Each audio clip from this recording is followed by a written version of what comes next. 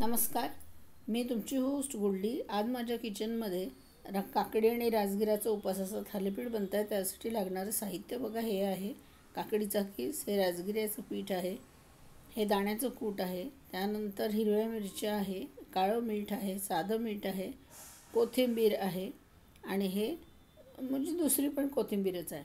आता आपण याच्यात काकडीचा किस घेऊया। त्याच्यामध्ये आपण सारी पिठं टाकलेली आहेत आणि राजगिऱ्याचं पीठ टाकलं आणि त्यात मीठ टाकलं तर त्यात सुटते, काकडीला पाणी सुटतं आहे। मिरच्या टाकल्या आहेत, हिरवी कोथिंबीर टाकली आहे।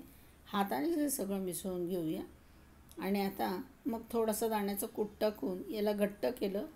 बघा, हे थालीपीठ लावण्यासाठी पाण्याचा हात लागतो। थालीपीठात पाणी टाकायचं नाही, तवा थंडच आहे। थंड तव्यावर मी तेल टाकते आणि पाण्याचा हात घेऊन भाकरी इतकं जाड किंवा भाकरीपेक्षा किंचित पातळ असं थालीपीठ मी लावणार आहे।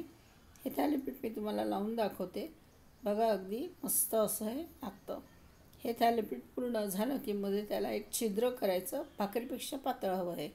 या छिद्रावर छान तेल टाकायचं मस्तपैकी आणि आजूबाजूलाही तेल टाकायचं आणि असं तेल टाकून आता याच्यानंतर आपण काय करणार आहोत, हे तवा थंड आहे बरं का, थंडच तव्यावर हे सगळं चाललं आहे। आता आपण गॅस लावतो आहे तव्याखाली, कारण आपलं थालीपीठ लावून झालं, झाकण ठेवलं आहे। 5 मिनिटांनी आपण हे झाकण काढलं।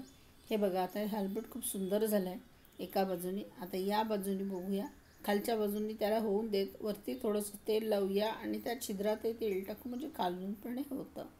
आता बघा, हे थालीपीठ मी काढून दाखवते। खालूनसुद्धा हे थालीपीठ छान लाल झालेलं आहे, बघू शकता तुम्ही। खूपच सुंदर हे खरपूस थालीपीठ झालेलं आहे, अगदी खरपूस, खावंसं वाटतं असं। मी सोबत दही ठेवलं आहे, दह्यामध्ये साखर, मीठ, काळं मीठ, लाल तिखट, कोथिंबीर एवढंच घातलं आहे। रेसिपी आवडली असेल तर माझ्या रेसिपीला लाईक, सबस्क्राईब, शेअर करा आणि काकडी राजगिऱ्याचं थालीपीठ एन्जॉय करा।